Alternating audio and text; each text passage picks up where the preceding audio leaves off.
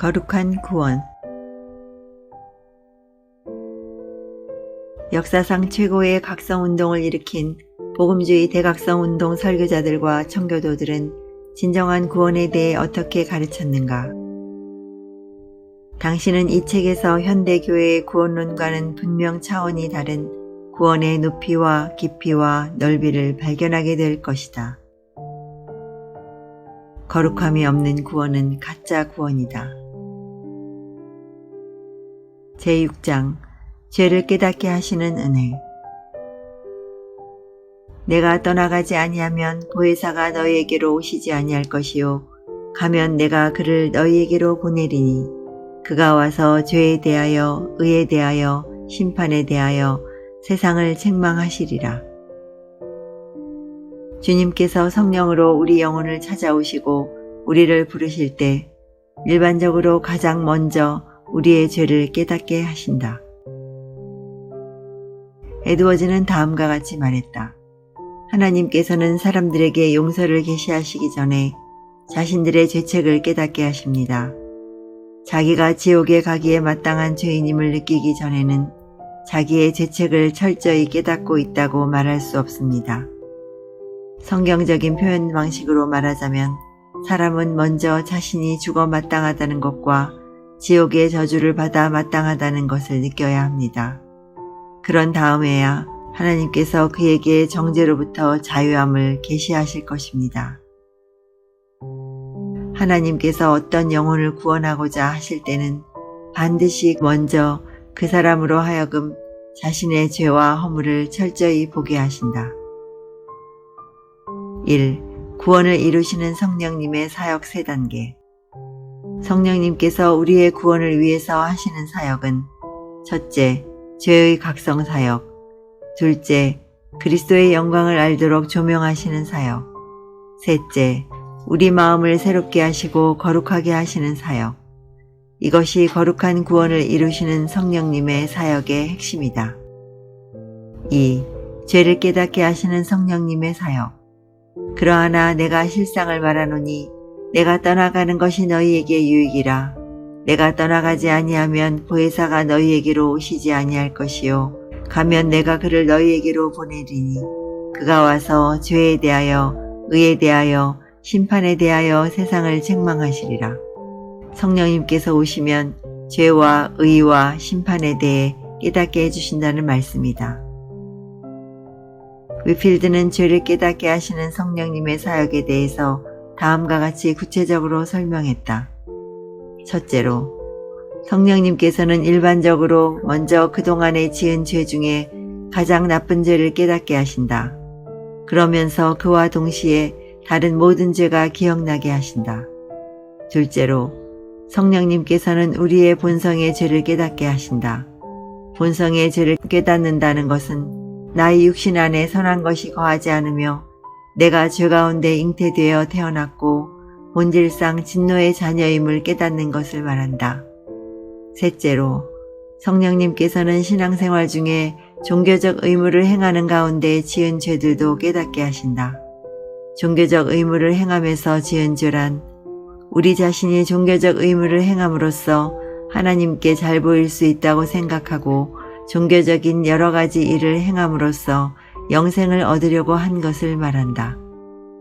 넷째로, 성령님께서는 불신앙의 죄를 깨닫게 하신다.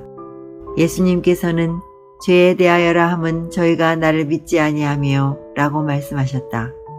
위필드가 말하는 불신앙이란 주님을 드러내놓고 부인하는 그러한 불신앙자를 가리키는 것이 아니다. 오직 마귀의 믿음 이상 갖지 못한 그런 불신앙자를 뜻한다. 위필드는 아직 죄를 깨닫지 못한 사람은 성령께서 자신의 비참함을 깨닫게 해주시기를 기도하라고 했다. 하나님께 기도하십시오. 하나님께서 성령으로 말미암아 당신의 본성적 비참한 상태를 깨닫게 하시고 그 점에 대한 참다운 지각을 갖게 해달라고 간청하십시오. 3. 죄의 각성을 일으키는 수단과 방편. 하나님의 말씀과 양심. 어떤 과정을 통하여 죄에 대한 깨달음이 오는가? 죄인은 보통 하나님의 거룩한 말씀을 들음으로 자신의 상태를 깨닫게 된다. 율법의 1차적 기능은 죄를 깨닫게 하는 역할이다. 성령님께서는 양심을 각성케 하셔서 악을 깨닫게 하신다. 성령님께서 말씀을 통하여 빛을 비추어 주시면 양심이 악을 깨닫게 된다. 양심은 하나님께서 인간의 마음속에 주신 사법기관이다. 양심은 인간이 반드시 지켜야 할 도덕과 의무를 스스로 규정해준다. 양심의 역할이 분명하지만 타락한 상태에 있는 자연인이 가지고 있는 양심 자체만으로는 하나님 앞에서의 자신의 모습을 정확히 볼 수 없다. 그래서 성령님의 비추심과 하나님의 말씀을 통한 각성이 필요한 것이다. 성령님께서 거룩한 말씀을 사용하시어 빛을 비추시고 양심을 통해서 자신의 죄를 깨닫게 하실 때 그때 인간은 자신의 참모습을 보게 된다. 얼마나 자신이 더럽고 하나님의 진노 아래 놓여 있는지 보게 된다. 4. 죄를 깨달음으로 충분한가? 성령의 일반 은혜와 구원 은혜의 구별.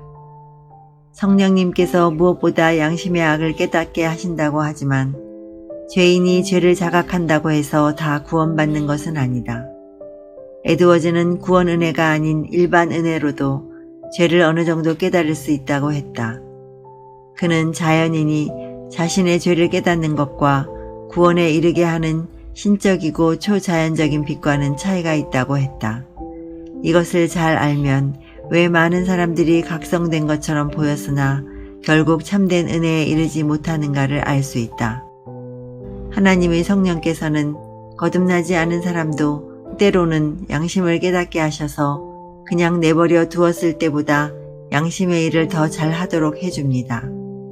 그러나 영혼 안에서 이루어지는 성령의 새롭게 하시고 성화시키는 사역은 본성을 초월하는 것인데 본성적으로 영혼 안에서 일어나는 일과는 전혀 다른 것입니다. 우리 영혼의 참된 변화는 오직 성령의 구원하시는 은혜로 말미암아 우리의 영안이 열려 그리스도의 영광을 보았을 때 가능하다. 즉, 우리 영혼이 십자가에 나타난 그리스도의 사랑을 체험할 때 그때 진정한 회개가 나타난다. 이것이 복음적 회개이다. 5. 사탄은 양심의 각성을 무마시키려고 최대한 노력한다. 그러므로 말씀을 들을 때 양심을 강팍해 하지 말라. 사탄은 죄의 각성을 없애려고 모든 노력을 다한다.